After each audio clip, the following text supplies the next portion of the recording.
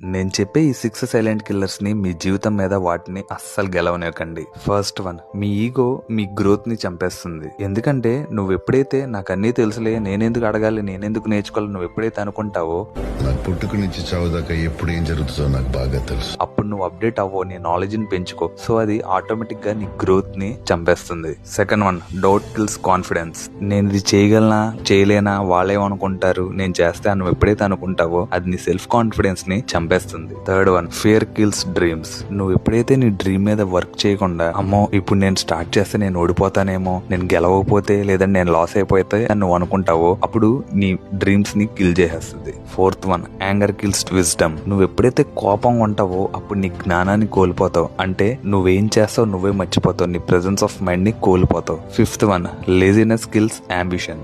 నీ డ్రీమ్ ని కనుక నువ్వు అచీవ్ చేయాలంటే యాక్షన్ ఖచ్చితంగా ఇంపార్టెంట్. అలా కాకుండా చెయ్యొచ్చు